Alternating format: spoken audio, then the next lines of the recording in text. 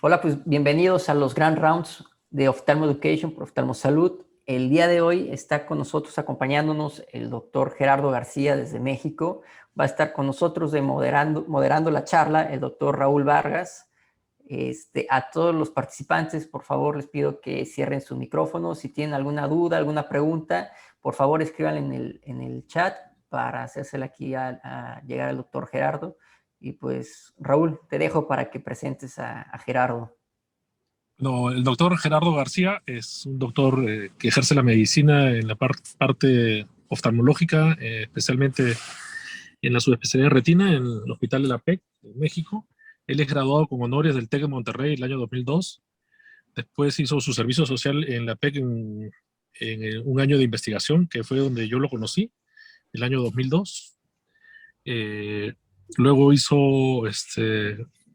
oftalmología y retina en el mismo hospital en la PEC. Es miembro asociado de la Revista Mexicana de Oftalmología desde el 2017, miembro de la Sociedad Mexicana de Oftalmología, de la Sociedad Panamericana de Oftalmología, de la Sociedad Americana de Oftalmología y ha sido presidente de la Asociación Mexicana de Retina y sobre todo es un gran amigo de los muchos que hice en México cuando yo hice mi fellow en la APEC. Cuando quieras, Jerry, empiezas a mostrarnos tu charla. Muchas gracias, Raúl. Y muchas gracias a todos por estar aquí. Y esta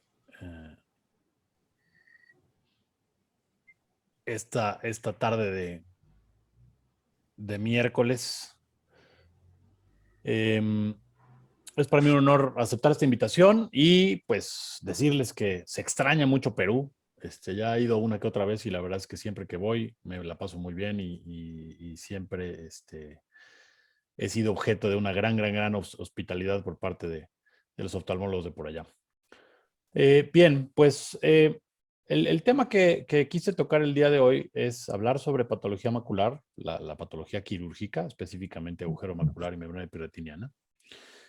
Y pues más allá de hacer una revisión así súper exhaustiva que ustedes podrían leer en cualquier capítulo del libro de retina, como el Ryan o qué sé yo, me gustaría darles así como tips muy puntuales de básicamente en qué es lo que yo siento que se debe poner atención y cuándo operar a estos pacientes. Estas son mis relaciones comerciales, algunas de las cuales tienen relación con el contenido de la plática del día de hoy. Y bueno, comenzamos entonces con agujero macular.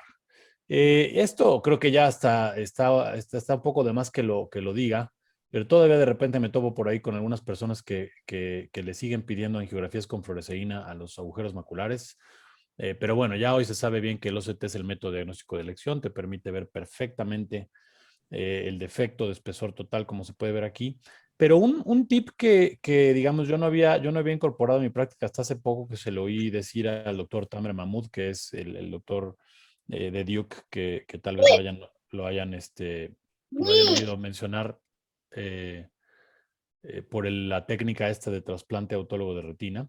Y una de las cosas que él sugiere y me parece muy sensata es que los casos de agujero macular, cuando les hacen el estudio de OCT, la mayoría de los OCTs hoy en día, si sacas un cubo macular, pues son puros cortes horizontales o puros cortes verticales, lo más frecuente es que sean horizontales. Y él recomienda que los agujeros maculares se hagan cortes radiales. Y la razón de ser de esto que me pareció muy bien es, por ejemplo, si en este caso, digo, aquí se ve perfectamente que hay un defecto de espesor total, pero si en este caso hubiera un corte que pasara de forma perpendicular en esta zona, lo veríamos solo como una tracción vitreomacular porque no alcanzaríamos a llegar a detectar el defecto de espesor total. Entonces, creo que es una recomendación muy sensata utilizar los cortes radiales. Te puede permitir encontrar agujeros de espesor total que no se verían únicamente en un corte horizontal. Número 2, casi todos los agujeros maculares de espesor total son quirúrgicos. Y les digo casi porque hasta hace poco tiempo, fíjense, este es un estudio de 2018, nunca me había tocado enfrentarme a un caso como este. Este caso es de un doctor joven, como pueden ver ahí su fecha de nacimiento en 1989. Él era residente en ese entonces de medicina interna y estaba jugando fútbol, de soccer, y le dieron, creo que un balonazo, sí, en el ojo izquierdo. Y entonces llega conmigo con agudeza visual de 20-30 y pues un escotoma central, o bueno, metamorfopsia más que nada. Y pueden darse cuenta cómo tiene un agujero macular de espesor total. En este momento, que era el traumatismo reciente, inclusive aquí pueden ver un poquito de restos de hemorragia de vitro inferior. Y vemos cómo se ve que en el humor vitro está esa hemorragia. Vemos que el humor vitro está pegado todavía, o sea, el mecanismo en estos casos no es como lo que vimos aquí atrás, ¿no? Del desprendimiento de vitro posterior que jala la fóvea y la rompe. Aquí vemos cómo el humor vitro está completamente pegado y es más esta fuerza de, o sea, este estiramiento de la esclera lo que genera este agujero y que puede generar otras lesiones como por ejemplo una fractura coroidea. Pero bueno, podemos ver cómo los bordes en este momento están planos, o sea, no están levantados. Y se observa que sí hay cierta disrupción en las capas externas de la retina, sobre todo en esta zona.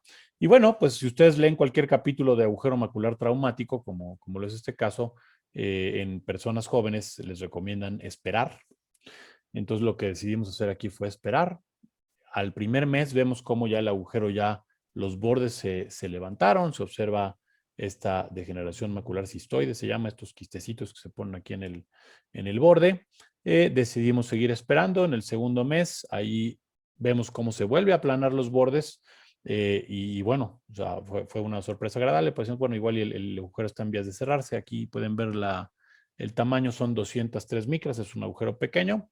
Sin embargo, al tercer mes se ve ya un poquito más grande y los bordes se empiezan a volver a levantar. Cuarto mes se están aproximando a los bordes, pero todavía el agujero sigue abierto. Y ya al quinto mes vemos cómo solitos, sin ninguna intervención, se vuelven a juntar los bordes y se cierra el defecto. Aunque vemos que todavía se observan por aquí algo de defecto en la capa de elipsoides y vemos aquí también que hay cierto defecto en capas externas de la retina. A este paciente ya lo he seguido por un buen rato. Este es el último estudio que le hice, que fue en febrero de 2021, y la agudeza visual está en 2020. Vemos cómo ya la depresión foveal regresó a su forma normal. Vemos cómo el humor vitro sigue perfectamente pegado. Vemos cómo ya se restauró la capa de elipsoides e inclusive la zona de interdigitación ahí con el EPR, aunque todavía hay ciertos defectos en la capa de elipsoides en esta zona por fuera de la fobia. Y este paciente, como sea, refiere que su visión no es, a pesar de ver 20/20, pero refiere que su visión no es exactamente igual a la que tenía antes, ¿no? Entonces, este es el primer caso que a mí me toca documentar así de esta forma tan clara cómo se cierra espontáneamente un agujero macular traumático. Una de las cosas más importantes en cuanto a agujero macular y su tratamiento es que el tamaño del agujero dicta el manejo. La medición, recuerden, se tiene que hacer no en la base, porque a veces hay gente que comete el error de medirlo aquí en la base y obviamente eso les va a dar un tamaño mucho más grande, pero no es así como se debe hacer. La medición se tiene que hacer en las partes de la retina que se encuentren más próximas, donde calcules que esté más o menos la capa de elipsoides, ¿no? Entonces, en este caso, este agujero sigue siendo un agujero muy grande, como pueden ver ahí, 927 micras. La clasificación de agujero macular en cuanto al tamaño se basa en este artículo publicado en 2013, donde se juntó un grupo de expertos, como pueden ver ahí, hicieron este grupo de estudio internacional de tracción vitromacular, donde hicieron la clasificación tanto de tracción vitromacular como de agujero macular y dividieron los agujeros en cuanto a su tamaño en menores a 250 micras son pequeños, entre 250 y 400 son medianos y más grandes de 400 son grandes. Y hoy en día ya utilizamos una nomenclatura que incluye agujeros extra grandes por arriba de 600 micras. Entonces, cuando un agujero es pequeño, es decir, menor a 250 micras, hacer la vitrectomía, separar la hialoides posterior puede ser muchas veces suficiente para cerrar el agujero. Entonces, aquí la cuestión del peeling de la membrana limitante interna realmente es opcional. De acuerdo a cómo decidan hacerlo, la probabilidad de que el agujero se cierre con pura vitrectomía y separación de la hialoides posterior es muy, muy alta. En un agujero mediano, que ya sea mayor de 250 micras, pero menor a 400, aquí sí creo que el pelaje de la membrana limitante interna es forzoso, ¿no? Aquí sí está demostrado que se requiere esa maniobra extra. Y pueden, digamos, podrían considerar si quisieran hacer estas técnicas que están de moda ahorita, hacer un flap invertido de la limitante interna, es decir, en lugar de retirarla completamente, dejar una parte de la membrana con una bisagra pegada al agujero macular para que a la hora de que el paciente se incorpore, se voltee y quede la membrana limitante cubriendo el agujero. Agujeros grandes, arriba de 400 micras, aquí sí es forzoso hacerles todo, o sea, vitrectomía, pelaje de limitante interna y hacer un flap invertido. Creo que es una técnica la técnica que más tiene chance de tener éxito.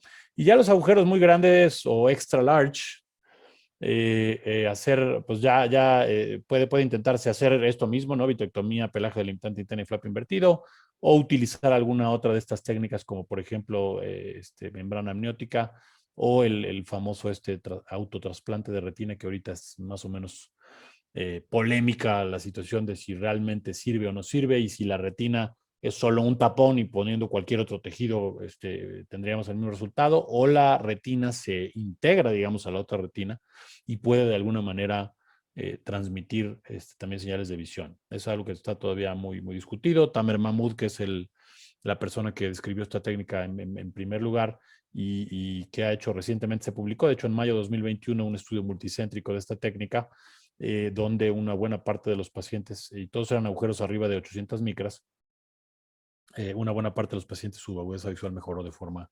significativa. Está todavía en discusión si realmente es una técnica que vale la pena hacer o no.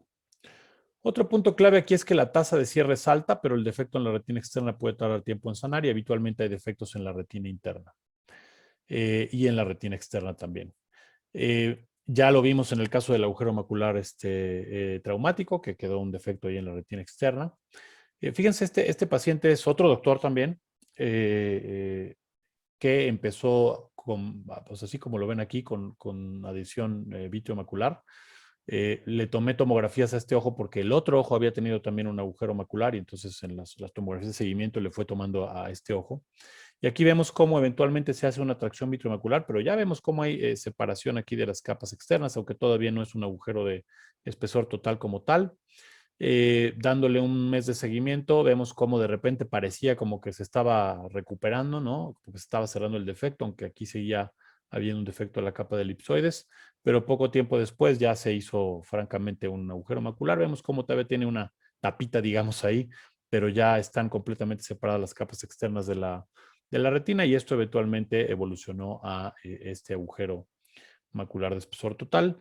Después de la cirugía, 2 semanas postquirúrgicas, vemos cómo el agujero está cerrado bastante bien, aunque vemos cómo en la parte central no está íntegra la capa de elipsoides todavía, pero si a estos pacientes les damos un poco más de tiempo, vemos cómo esto es 3 meses después de la cirugía y aquí ya se reintegró la capa de elipsoides y el paciente pues acabó viendo mejor. El doctor tuvo agujero macular en los 2 ojos y afortunadamente ambos ojos quedaron viendo 20/20. Ahora, aquí, fíjense, aquí vemos una de las cosas que se ve después del pelaje de la membrana limitante interna y son estos pequeños defectos en la capa de fibras nerviosas, también conocidos como Dunfels por sus siglas en inglés, y en pacientes ya sea de membrana epiretiniana o de agujero macular, que les quiten la limitante, aunque no le pellizquen, digamos, yo no pellizqué en esta zona, pero el simple hecho de quitar la limitante interna causa daño en la capa de fibras nerviosas. Y no lo había yo notado así, digamos, de una manera tan importante hasta tomar esta foto. Esta fotografía es de otro paciente, no es el paciente de los OCTs anteriores. Este es otro paciente. Aquí no les voy a mostrar los OCTs, solo quiero mostrarles estas fotos. Esta persona es un papá de un médico que tuvo un agujero macular, lo operé de vitrectomía, limitorexis. El agujero se cerró perfectamente bien, la agudeza visual mejoró, no a 20/20, me parece que se quedó por ahí de 20/25. Y varios años después, o sea, esta foto se la tomé apenas hace un par de meses y la cirugía yo se la hice como hace unos 2 o 3 años. Pero lo que me llamó la atención de esta fotografía, y esta es una fotografía de fondo tomada con el Mirante, es un nuevo dispositivo de imagenología multimodal de Nidec.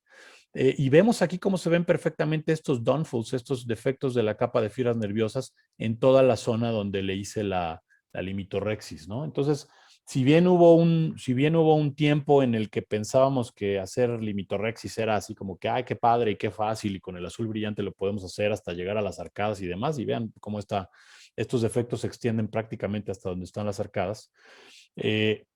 Pero vemos cómo la maniobra que estamos haciendo realmente no es inocua y estamos dejando defectos en la capa de fibras nerviosas, aunque no es realmente perceptible tanto para el paciente. A este paciente, en esta misma visita que le tomé esta foto, le hice una microperimetría y la verdad es que la sensibilidad de la retina estaba bastante bien.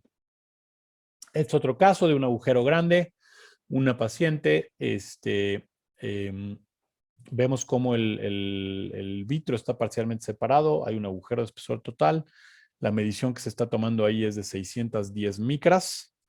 Y después de la cirugía, unos 15 días, esto fue 19 de noviembre de 2019, este fue 12 de diciembre, casi un mes, vemos cómo está cerrado. Ella le hice un flap invertido.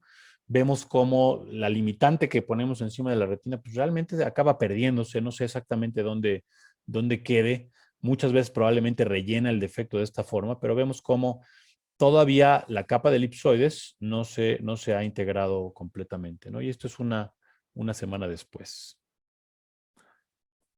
Esta es otra cosa que me gusta mucho hacer, me parece que es muy útil y no veo que mucha gente lo haga, que es hacerle al paciente un OCT postoperatorio a las 24 horas para ver si puedes liberar al paciente de la posición boca abajo.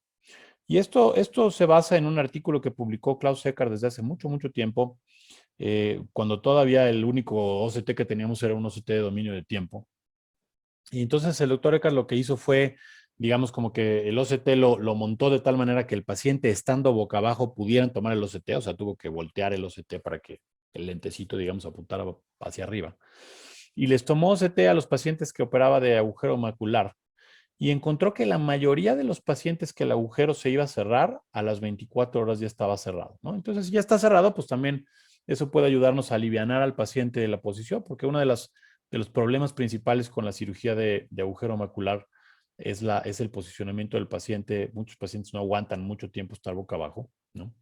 Y aquí vemos, esto es un OCT tomado con el Spectralis a las 24 horas. Obviamente vemos que la calidad de la imagen no es muy buena, pero alcanzamos a ver cómo el agujero aparentemente está cerrado. Vemos cómo inclusive se alcanza a distinguir la capa de elipsoides que se interrumpe por acá y se reanuda como por acá. Y este es el OCT de la misma paciente a los 7 días, ya cuando el gas ya se pasó, por lo menos ya el 50% se absorbió, entonces ya podemos tomar una imagen de OCT así normal, de las buenas, digamos, y vemos cómo en efecto se observa que el agujero macular se encuentra cerrado. Hacer un OCT a las 24 horas a un paciente que tiene gas solo es posible si el paciente es pseudofaco, porque recuerden que los pacientes que no les quitamos el cristalino, el hecho de dejarles gas les genera unas opacidades en la cápsula posterior que tienen hasta como patrón o distribución en el lecho. Y entonces hacer un OCT realmente es prácticamente imposible. Pero los pacientes que son pseudofacos sí se les puede hacer un OCT con el gas en la cavidad. Lo único que hay que hacer es, en el enfoque del OCT, si ustedes recuerdan todos los OCTs, pues puedes hacer un enfoque manual. Tienen que ponerlo al máximo que dé de miopía, que son más o menos como entre 15 y 20 dioptrías de miopía. Y así es como aparece ya enfocada la imagen. Si utilizan el Cirrus de Zeiss, pues tiene en la interfase gráfica, digamos, en la computadora tiene un slider como una palanquita virtual, digamos, que deslizas para la graduación del paciente. Y en el caso del Spectralis, ahí sí es físicamente, tiene una perilla que tú mueves hacia un lado hacia el otro y con eso modificas la grabación. Y de esa manera se pueden obtener estas imágenes que, si bien no son perfectas, te pueden dar una muy buena idea de si el agujero está cerrado o no. Y si ves que el agujero ya está cerrado, pues con el paciente puede ser mucho más leve en cuanto al rigor, digamos, de la posición postoperatoria. Bien, con esto concluyo sobre agujero macular y ahora vamos a pasar a membrana epirretiniana. En membrana epirretiniana igual, el OCT es el método de diagnóstico de elección, y si bien hay imágenes como esta, que es de reflectancia azul del Spectralis, se alcanza a percibir perfectamente tanto el tejido de la membrana como las arruguitas, digamos, los plieguecitos que causan la retina, todos estos que se ven por aquí. Nada le gana a hacer una tomografía. Y la tomografía nos permite evaluar unas ciertas características que una foto clínica o una angiografía o algún otro estudio diagnóstico no nos permite. Número 2, la decisión quirúrgica depende de la agudeza visual, de los síntomas y de ciertos marcadores de OCT.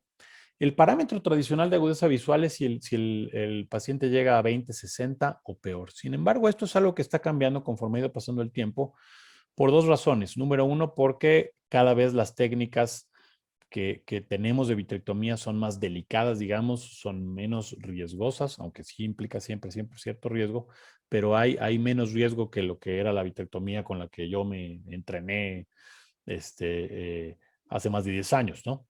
La tecnología ha cambiado, nos ha permitido hoy en día hacer una cirugía más segura y por lo tanto operar a estos pacientes con mejor agudeza visual.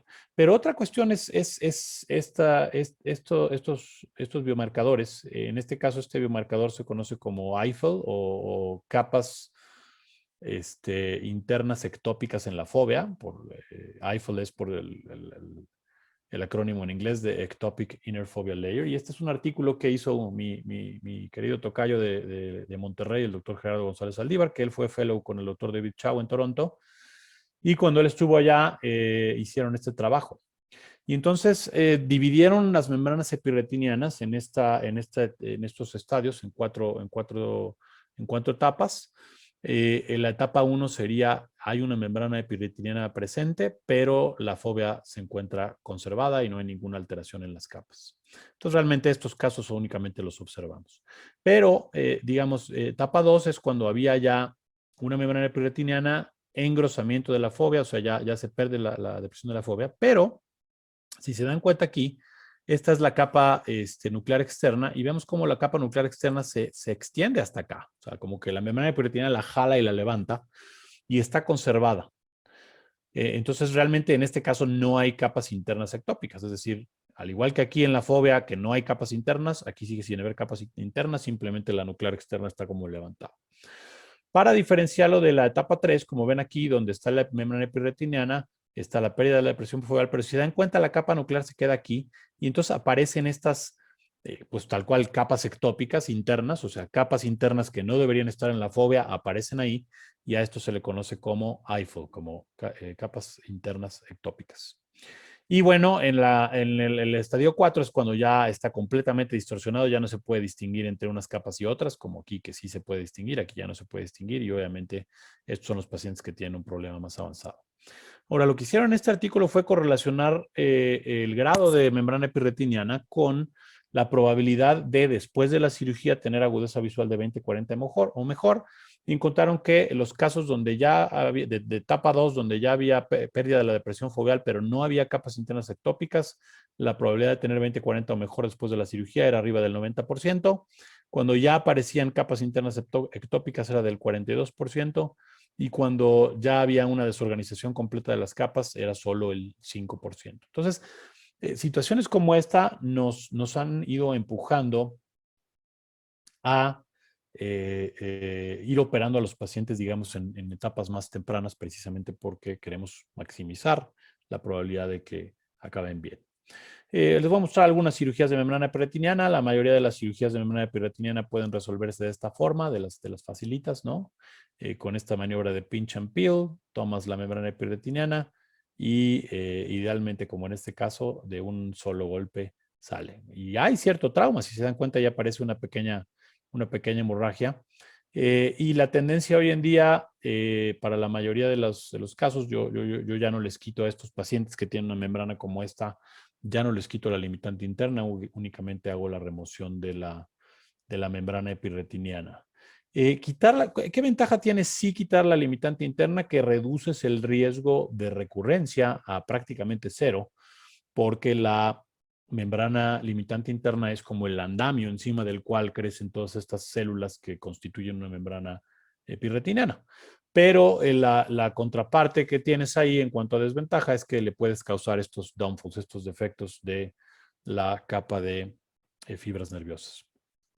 Este es un caso un poquito más avanzado que ya tiene también algo que llamamos agujero lamelar. Y en estos casos, uno de los puntos importantes y la razón por la que traje este video es que si se dan cuenta, ahorita se van a dar cuenta a medida que se esté moviendo el vitro y la hialoides posterior y la membrana epirretiniana, van a ver cómo la adherencia a la fobia es muy importante. Y si traccionas esto de manera muy importante, puedes inducir un agujero macular espesor total. Y entonces un paciente que veía 20/40 o 20/50, pero la imagen un poquito distorsionada, pero no le faltaban ahí pedazos, y tú le induces un agujero macular espesor total, pues va a haber una disminución importante de la visión, mayor síntomas y obviamente paciente descontento, ¿no? Entonces aquí, si se dan cuenta, trato de hacer vitrectomía todo alrededor de la membrana para no ejercer tracción directa sobre la fobia. Siempre, aquí se van a dar cuenta como la tracción que hago, siempre trato de hacerla centrípeta, o sea, jalar hacia el centro, precisamente para no ejercer tanta tracción sobre la parte de la membrana que tiene mayor adherencia, ¿no? La pinza yo creo que es ideal para todas estas membranas, es esta pinza, que es la pinza ILM. Y ahí vemos cómo estoy, como les digo, procurando jalar siempre hacia el centro, no jalar hacia afuera, porque eso puede hacer que se rompa. Y bueno, vemos cómo ahí ya se alcanza a separar bastante bien, pero sí es una membrana bastante gruesa. Y ya ese pedacito que queda, pues ya lo podemos llevar con el vitrector. Y bueno, membranas como esta otra que sí ya se sale de lo ordinario, ¿no? Este es un caso que había sido operado de desprendimiento de retina, le hicieron una retinectomía inferior grande, le pusieron silicón, y bueno, a mí me tocó hacer el retiro de silicón y la faco, ¿no? Aparte le habían puesto silicón pesado, entonces por eso ven, como es un silicón que se hunde, no flota, entonces hay que ir con una cánula a sacarlo hacia atrás. Y bueno, pueden ver que al retirar el silicón estaba esta membrana muy gruesa. Estas membranas están tan estiradas, digamos, y tan tensas, que no es posible hacerles esta maniobra de pinch and peel con la pinza delimitante. Entonces lo que hago es fabricarme un pick. Eso que ven es una aguja de una cánula de venoclisis, y lo único que hago es doblarle, apoyándola contra un instrumento metálico, le hago esa como garrita, digamos, ese pick. Y aquí la idea es agujerarlo, como pueden ver ahí, y una vez que ya está agujerada la membrana epirretiniana, entonces ahora sí ya puede entrar la pinza delimitante y ya podemos hacer la disección. Vemos aquí abajo cómo está bueno, arriba en la imagen, pero abajo en el ojo vemos cómo está el borde de la retinotomía, o sea, fue una retinotomía bastante posterior. Y pues como pueden darse cuenta, ahí es una membrana bastante gruesa y bastante adherida, ¿no? Aquí obviamente hay que jalar con mucho cuidado para no romper, y por eso me estoy agarrando de acá, porque me doy cuenta que en esta zona está extremadamente adherido, y no quiero desprender la retina, ¿no? Nuevamente. Tanta adhesión genera esas hemorragias que ven por ahí, y ahorita pues voy a tener una complicación que obviamente no me esperaba. Sigo jalando por ahí, una vez más, una membrana muy gruesa. Y a la hora de que sigo jalando, vean cómo la arcada está tan pegada, toda esta arcada que estaba aquí, está tan pegada a la membrana que de hecho se queda pegada a la membrana y no a la retina, ¿no? Que es donde debería. Entonces me doy cuenta que ya no puedo seguir jalando. Si sigo jalando me voy a llevar el resto de la arcada. Entonces prefiero seguirle aquí con el vitrector para pues tratar de sacarle la vuelta lo más posible a esa membranita y descubrir lo más que se pueda. Obviamente el pronóstico visual en este paciente es bastante malo, pero bueno, por lo menos tratar de descubrirle la mácula lo más que se pueda de esta membrana. Ya está, ahí quedó. Muy bien. Entonces voy a mostrarle aquí algunos casos de membranas epirretinianas de distintos grados. Esta es una membrana etapa 2, como pueden darse cuenta. O sea, esta es la nuclear externa. La nuclear externa se extiende hasta aquí a la fóvea. No hay capas internas ectópicas en la fóvea. Vemos cómo hay cierta adherencia vitromacular y hay separación de la hialoides en esta zona. La paciente veía 20/40. Y esto es inmediatamente después de la cirugía, bueno, no al mes, vemos cómo, si bien ya no se observa la membrana epirretiniana, ya no se observa el vitro, pero todavía la retina no se recupera en cuanto a su forma normal. Y de hecho es una de las cosas, digamos, que hay que tomar en cuenta, que estos pacientes, el contorno foveal nunca se recupera al 100%, y si es que llega a recuperarse lo más parecido al contorno foveal que estamos acostumbrados, toma varios meses en ocurrir, ¿no? Entonces vemos cómo estaba así, al mes vemos cómo ya ha disminuido algo el grosor, pero no se ha recuperado el contorno foveal. La visión sí mejora 20-25, disminuye la metamorfopsia. A los 2 meses vemos cómo ya está en 20-20, no se ha recuperado todavía el contorno foveal, y a los 5 meses sigue en 20-20 y vemos cómo ya se empieza un poquito a insinuar aquí la depresión foveal, ¿no? Este es un caso de los que operamos de forma temprana y que tienen una muy buena evolución. Aquí vemos la fotografía de fondo, cómo cambia el reflejo, ¿no? Y del fondo de la membrana epirretiniana, y vemos cómo aquí ya no se observa la membrana epirretiniana, y la imagen de reflectancia azul, ¿no? Donde aquí veíamos la membrana y los pliegues, y después de la cirugía cómo se disminuyen de forma muy importante. Este es otro caso, agudeza visual de 20-30. Podemos ver los pliegues aquí y vemos cómo ya este paciente sí tiene algo de capas internas ectópicas. Entonces estaría en etapa 3, de acuerdo a la clasificación del artículo de Gerardo González y de David Chao. Un día después de la cirugía, aquí estaba la membrana, aquí vemos cómo ya no hay membrana, aunque queda un poquito de membranita aquí de este lado temporal. Agudeza visual 20-40. A las 6 semanas vemos cómo ya se empieza a insinuar la depresión foveal, 20-25, remanente de membrana en la parte temporal. Y a los 9 meses, después de la cirugía, vemos cómo ya hay algo de depresión foveal, agudeza visual 20-20, aunque quedan algunos remanentes por aquí de membrana epirretiniana. Vemos este otro caso, un caso ya mucho más avanzado. La agudeza visual es 20-150 aquí. Podemos ver la distorsión que está causando la membrana en el trayecto normal de los vasos sanguíneos. Vemos como aquí hay capas internas ectópicas de la fovea y ya no se pueden distinguir también el límite entre unas capas y otras. Probablemente esté entre etapa 3 y etapa 4. Al día después de la cirugía, pues esto fue el 9 de marzo, antes de la cirugía fue el 26 de marzo y este OCT es el 27 de marzo. Vemos cómo de un día a otro, pues sí hay una mejoría importante en cuanto al grosor de la retina, y a la semana vemos como, si bien no se ve depresión foveal como tal, pero ya estamos viendo cómo la nuclear externa está casi llegando a la superficie, y el grosor de la retina, si lo comparamos con el inicio, ha mejorado bastante. 3 semanas después, 6 semanas después, y la agudeza visual ha mejorado de 20-150, que estaba originalmente, a 20-80. A los 3 meses después de la cirugía ya se insinúa aquí una depresión foveal y la agudeza visual está en 20-70. Fíjense cómo también se observa, una vez que quitamos la membrana epirretiniana, cómo migran los vasos sanguíneos. Así estaba de forma basal, a las 3 semanas, a los 3 meses. Una vez más se los voy a pasar, ¿no? Cómo los vasos sanguíneos van recuperando su posición una vez que quitamos la tracción. Entonces, ya para terminar, ¿cuáles son los puntos clave? En ambas patologías, el OCT es el método diagnóstico de elección. Hay ciertos marcadores que permiten indicar la cirugía y planear la técnica. En el caso de agujero macular es básicamente el tamaño del agujero, aunque hay otros también, si los bordes están levantados o no levantados, etc. Y en el caso de membrana epirretiniana, principalmente la presencia de capas foveales internas ectópicas y los síntomas. Y pues nada más, espero que lo hayan disfrutado.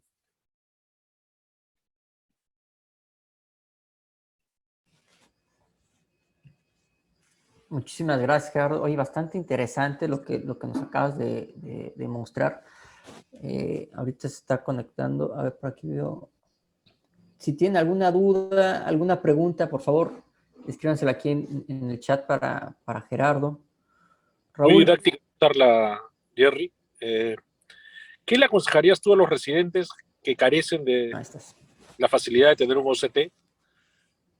por ejemplo, ¿qué les recomendarías a ellos si se encontraran con una membrana epirretinal? Bueno, la recomendación es mándenlo a hacer un OCT. Pero bueno, hacer un test con gradía de Amsler puede darles una idea de qué tanta metamorfopsia está causando. Y hablando un poquito más de agujero macular, porque recuerden que está esta entidad conocida como pseudo agujero macular, que puede ser muchas cosas. O sea, hay pacientes que tienen, por ejemplo, una membrana epirretiniana y el agujero está en la membrana, no en la retina, o pacientes que tienen un agujero macular lamelar. En fin, hay toda una suerte de patologías que pueden confundirse con un agujero macular espesor total. Y si no tienen un OCT a la mano, es de mucha utilidad el signo de Watzke-Allen. El signo de Watzke-Allen es poner el haz de hendidura vertical, digamos, lo más delgadito que puedan, pero que el paciente lo pueda ver, obviamente. Con su lente aéreo, digamos, con el que normalmente exploran el fondo de ojo de un superfield o 90 dioptrías o 78 dioptrías, y pedirle al paciente que vea directamente al haz de luz y que les diga si en el centro le falta un pedazo, lo ve distorsionado, etcétera. Y esto es porque un signo de Watzke-Allen positivo, es decir, que el paciente vea que le hace falta un pedacito a la línea, es muy, muy, muy sensible, digamos, para detectar agujero macular versus pseudoagujero, ¿no? Si el paciente ve la línea completa, pues quiere decir que se trata de un pseudoagujero. Por aquí, Violeta Barzola hace una pregunta. Gracias por las felicitaciones. Y el agujero traumático que se queda en observación, se queda sin nada tópico. La verdad es que sí. O sea, digamos, lo que yo le dejé a este doctor, y le voy a decir a este chavo, porque es más chavo que yo, más joven, no, nada que ver con el Chavo del 8, ¿no? Pues es digamos, para la uveitis postraumática, pero nada específicamente para que se cierre el agujero. Eso es nada más cuestión de dejarlo en observación sin tratamiento. Aquí Eduardo Sanz pregunta, ¿en qué casos de cirugía de membrana epirretiniana recomienda dejar gas y cuál dejaría? Realmente no hay ninguna indicación para dejar gas en pacientes con membrana epirretiniana. Esto es algo que frecuentemente me preguntan mis fellows, y hay quienes dicen, no, es que boca abajo para que el gas empuje la retina y entonces se le quite el edema y demás. Pero realmente, o sea, creo que sobreestimamos la fuerza de flotación del gas, ¿me explico? O sea, no es como que el gas sea una fuerza así súper cañona que va a aplastar la retina y la va a regresar a su forma normal. Realmente lo que está regresando a la retina a su forma normal es el hecho de que tú estás quitando las fuerzas traccionales, y con el tiempo, y a veces varios meses, como pudieron ver aquí en los casos que les presenté, la retina va agarrando su forma normal. Habiendo dicho esto, hay un artículo sobre agujero macular lamelar, que es otro tema aparte.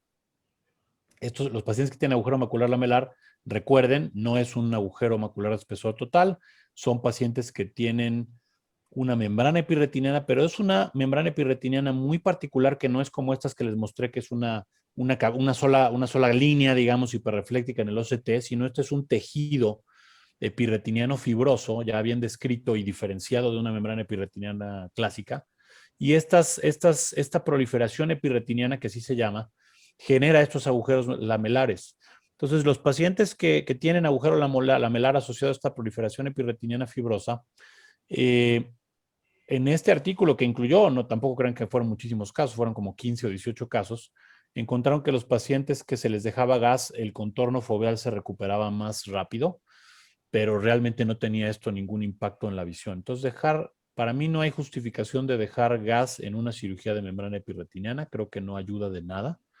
Y la única situación en la que yo lo utilizaría sería si sospecho que a la hora de quitar la membrana epirretiniana le induje un agujero macular yo al paciente por la tracción, o sea, como la segunda cirugía que les presenté, o sea, que hubiera jalado y que yo viera que hay un agujero de espesor total. Esa es la única circunstancia en la que le dejaría gas. Pero fuera de eso, Todos los casos que ustedes vieron que yo les mostré son pacientes que les dejé aire y ni siquiera el 100% de llenado, únicamente lo suficiente para poder ver si se escapa aire por las esclerotomías y asegurarme que están bien cerradas. Pregunta aquí de Bulmaro Ramírez. Muy buena pregunta y gracias por las felicitaciones. ¿Cuándo indicar una microperimetría a un paciente posoperado de agujero macular? Esta es una súper pregunta porque la respuesta es no sé. La microperimetría es un estudio diagnóstico relativamente reciente. Todavía no está, o sea, todavía no está tan difundido y por lo tanto no hay muchos lugares donde se pueda hacer. O sea, para mí la respuesta sería en todos los pacientes que pudiera, porque a fin de cuentas es una manera objetiva que tú tienes de evaluar la sensibilidad de la retina y ver que en efecto el paciente está mejorando. Es un estudio, quienes hayan tenido la oportunidad de estar presentes cuando se lo hacen a un paciente, es un estudio un poco tedioso, es difícil de hacer si el paciente no tiene un punto de fijación bueno, y obviamente los pacientes que tienen agujero macular pues no lo tienen. A pesar de que los aparatos de microperimetría tienen un eye tracker, igual que los OCTs de hoy en día, ¿no? O sea, va siguiendo el fondo de ojo y va proyectando puntitos de láser, digamos, lucecitas, para medir la sensibilidad, pero es un estudio tediosón y no todo el mundo, no todos los pacientes tienen la paciencia o la capacidad de hacerlo. Pero yo creo que si pudiéramos tener microperimetría en todos los pacientes antes y después de cirugía de agujero macular sería excelente para poder documentar la mejoría. Y también a veces para documentar, hay veces que pues, te pasas de lanza a la hora de levantar la limitante interna. Y pues ahí también podrías encontrar zonas de disminución de la sensibilidad en algunas zonas de la retina donde estuviste ahí pellizcando, ¿no?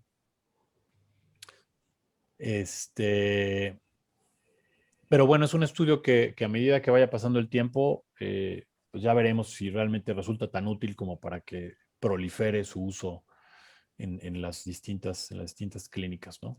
O sea, yo lo uso más que nada para pacientes con degeneración macular, porque hay pacientes que tienen, digo, me estoy desviando un poquito del tema, pero hay pacientes que tienen degeneración macular que ven 20/20 o 20/25, ¿no? Ya sea degeneración seca o degeneración húmeda, y te están diciendo constantemente que ven mal. Y entonces a la hora de que tú les haces una microperimetría, pues te das cuenta que sí, en efecto, a pesar de que las letras de la cartilla de Snellen o de TRS que tú tienes en tu consultorio, el desempeño del paciente ahí es bueno, pero realmente con una microperimetría te das cuenta que la función visual de la mácula de ese paciente está muy deteriorada en varias áreas, no exactamente en el centro, que es con lo que tenemos la agudeza visual, con la que leemos las letras en la cartilla de Snellen, ¿no?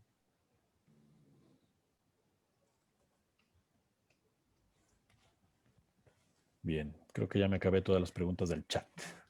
Así es. Ah, bueno, falta una. Ahorita acaban de poner. Acaba de poner una. Ok, Francis Paredes, de acuerdo a los bordes del agujero, ¿en qué caso sugieren operar? Uf, esta es una pregunta difícil. Digamos, un paciente en el que los bordes se ven levantados tiene mucho más chance de cerrar que un paciente en que los bordes están planos. ¿Por qué? Pues porque a fin de cuentas los bordes están levantados. Paul Tornambi de San Diego les decía que era como fenómeno de puente levadizo, ¿no? Entonces, si los bordes están levantados, pues quiere decir que cuando tú operas al paciente, a la hora de que bajan, digamos, pues se aproximan y es más probable tener el cierre. Entonces, digamos, la perla o el consejo ahí sería, si los bordes están levantados, tiene más chance de cerrar ese agujero que si están completamente pegados al epitelio pigmentario de la retina. La verdad es que, digamos, la decisión de operarse o no operarse es básicamente del paciente. Hoy en día tenemos varias técnicas, digamos, que nos permiten agujeros crónicos o que ya han sido operados antes o muy grandes, digamos, nos permiten por lo menos hacer la lucha, pero eso depende del paciente. Por ejemplo, los bordes o sea, digamos, si ves un agujero que es más o menos grande y que los bordes están pegados al EPR, ahí lo que hoy en día se hace es inducir alrededor del agujero, no a través del agujero, pero alrededor del agujero, inducir desprendimientos de retina con estas canulitas que se usan para la terapia génica o que se utilizaban hace muchos años, ya ni siquiera a mí me tocó, para traslocación macular, y tú inducir un desprendimiento de retina foveal para despegar esos bordes y entonces ya convertiste ese agujero en un agujero de bordes levantados que tiene más chance de pegarse. Y Don D'Amico de Cornell en Nueva York, él tiene una técnica en la cual utilizas viscoelástico para inyectarlo directamente a través del agujero y también hacer un levantamiento de esos bordes para después, o sea, digamos, al levantarlo estás separando la retina de lo que le está agarrando, que es el epitelio pigmentario de la retina, y entonces le das chance de que se aproxime un poquito más, ¿no? Agujeros maculares no operables, bueno, pues ya,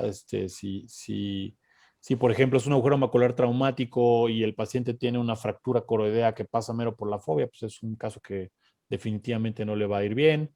O agujeros ya extremadamente grandes, ¿no? Por arriba de 1000 micras, yo creo.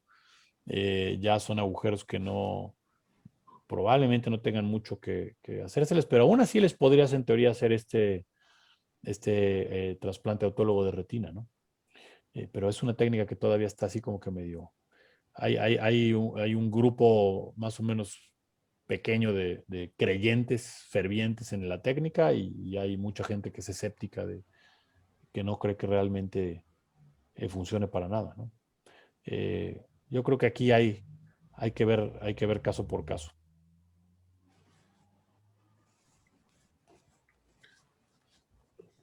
Listo. ¿Chandy? Como tú me digas, Raúl. Si no, aquí seguimos bombardeando preguntas a Jerry. No, lo que él diga, porque es súper importante. La verdad que Tranquilo. sí, ¿eh? La verdad que un tema bastante interesante y bien completa la charla. Te mandan felicitar aquí muchísima gente por el chat. Raúl, ¿algún comentario que tengas para finalizar? No, yo creo que la charla ha sido bien didáctica con las imágenes y con los videos y creo que ha despejado muchas dudas, ¿no? Así es. Pues agradecerte, Gerardo, la oportunidad de estar con nosotros. Y bueno, esta es tu casa. Aquí vamos a estar en contacto. Raúl. Gracias, Jerry. Gracias por la charla. Un abrazo y tú sabes que nuestra amistad siempre está arriba. Mil gracias a ambos por la invitación, por el tiempo. Muchas gracias a la audiencia por su atención. Espero que esto haya impactado positivamente en ustedes. Y bueno, pues en cuanto se pueda reanudar, nos vamos a Perú, ¿cómo no? Claro que sí. A echar un cevichito y una cusqueña roja, que es mi favorita. Está bien, está bien. Listo. Muy bien. Muy bien. Pues amigos, que pasen una excelente noche, que les vaya muy, muy bien. Muchísimas gracias. Gracias a todos. Nos vemos la próxima semana. Que pasen buena noche. Un placer. Hasta luego. Hasta luego.